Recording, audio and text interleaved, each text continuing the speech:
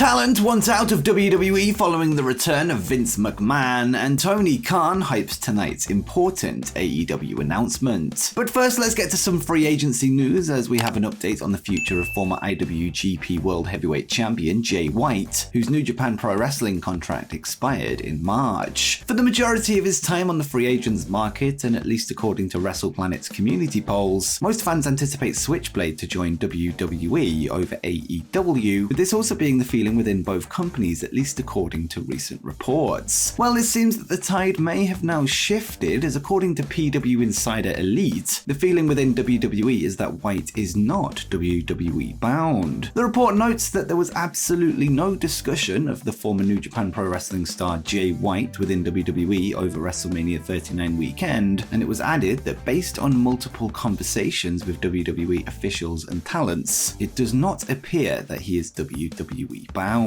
Whilst this doesn't necessarily mean that he'll be heading to All Elite Wrestling, it certainly makes it more possible, especially with the increased influence of Vince McMahon on the creative process, with Jay feeling more like a Triple H guy. Another former IWGP World Heavyweight Champion that finds himself without a contract is Kota Ibushi, whose deal with New Japan would come to an end on February 1st. Recent reports would suggest that at least for now, Kota is not interested in signing a full-time deal with any promotion. This as he builds his own wrestling dojo in Japan, which is currently being documented via his own YouTube channel. Ibushi would speak with Dark Puro Flosion on Twitter this week to reveal how his school will differ from the WWE Performance Center. He would note that his teachings are much more grounded in real fighting, using martial arts as its foundation, and would say, WWE can only teach one thing. Wrestling is more than just entertainment. I want to teach you from the real battle stance. That's what I can say WWE doesn't have. I still train in martial arts and wrestling.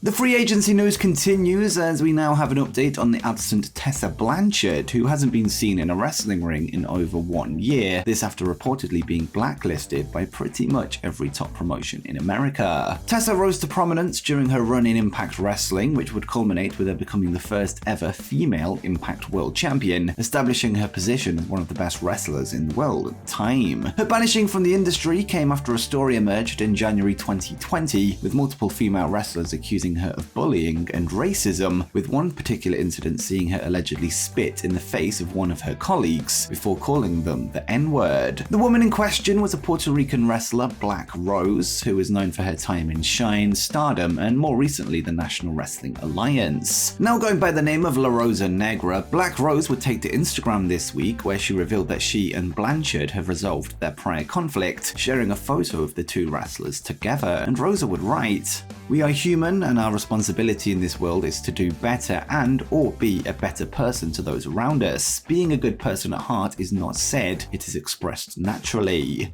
Tessa would then make a post on the matter and wrote, "Time, growth and healing, a picture is worth 1,000 words." Independent wrestler Brian Idol would then take to his Twitter page to reveal how Rosa and Tessa went about putting the past behind them and said, "They talked and had a great conversation where mistakes were admitted and forgiven. Then they had a follow-up chat today, all is well." Whether this is a step towards seeing Tessa return to the wrestling business remains to be seen. However, it is great to see that she's used her time away to grow as a person and seek forgiveness by those that she hurt. Last night, a story would break regarding former WWE and AEW manager Vickie Guerrero, with her and Eddie Guerrero's daughter Sherilyn taking to her TikTok page to make a big claim against her mother. Sherilyn would allege that her stepfather and Vickie's current husband, Chris Benson, sexually assaulted her in 2020 while they were on a cruise, adding that her mother chose to side with him instead of her. She would also state that she didn't wish any negativity in the direction of her family, but she wanted to get the message out there because she's received messages about not being involved with her mother, when the reality is that her mother blocked her. Following the news, Eddie Guerrero's nephew Chavo Guerrero, who is of course Sherilyn's cousin, would take to Twitter to send a message of support and wrote,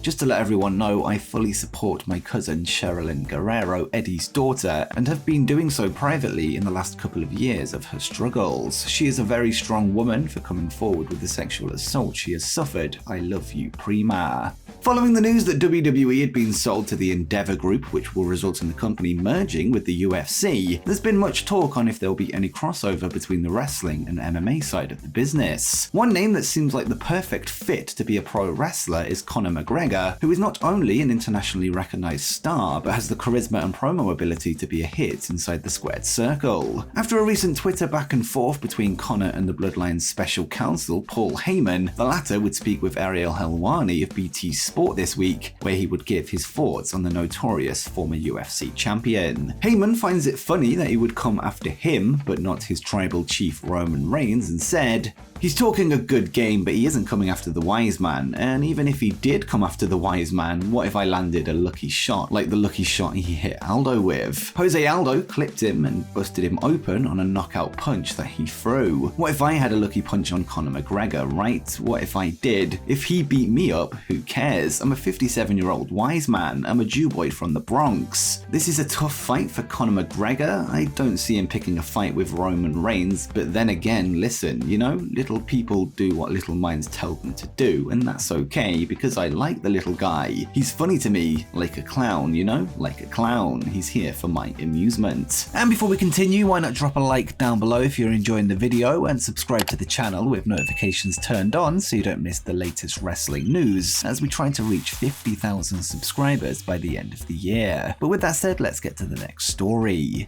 And speaking of the Endeavor takeover of WWE, it appears that the transaction may not be smooth sailing following news that a law firm is investigating the deal on behalf of WWE shareholders. According to the filings, shareholders are keen to make sure the WWE has obtained a fair price for the transaction before it goes ahead, with PR Newswire reporting, Ademi LLP alleges WWE's financial outlook and prospects are excellent, and yet the transaction values WWE's shares at approximately $106 per share before any post-closing dividend, with Endeavor holding a 51% controlling interest in the new company and existing WWE shareholders holding a 49% interest in the new company. The transaction agreement unreasonably limits competing bids for WWE by imposing a significant penalty if WWE accepts a superior bid. WWE insiders will receive substantial benefits as part of change of control arrangements. We are investigating the conduct of WWE's board of directors and whether they are fulfilling their fiduciary duties to all shareholders and obtaining a fair and reasonable price for WWE.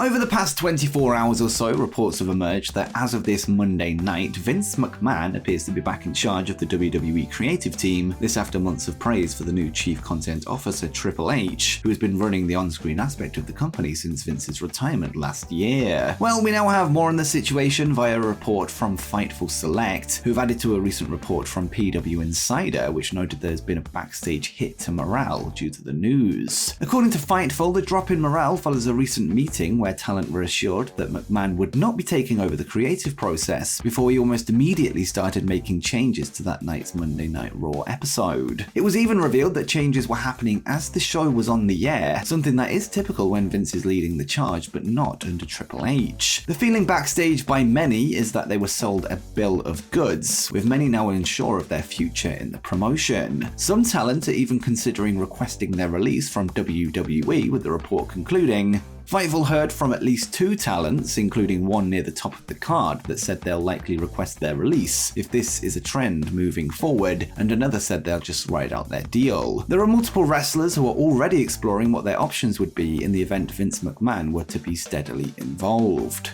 Last week, it was revealed that All Elite Wrestling president Tony Khan was set to reveal yet another announcement on the upcoming episode of AEW Dynamite. It's now Wednesday, and you know what that means, with us now just hours away from finding out what the news will be. Whilst fans have speculated that it could be linked to the upcoming video game, a UK tour, or even the return of CM Punk, no leaks have yet to happen as of this recording, with it still remaining a mystery. Well, Tony Khan would take to Twitter last night to hype up his announcement once more, doubling down on its importance to the company, and Khan would write, Tomorrow live on TBS, Wednesday night AEW Dynamite returns to New York at the UBS Arena. I believe tomorrow will be one of the most important Wednesday night Dynamite shows we've done, with great wrestling and story, plus one of the most important announcements ever in AEW tomorrow on TBS. Tony would then later speak with Sports Illustrated, where he would give more details on the announcement, revealing that it's something he's dreamed of for years, and Khan would say,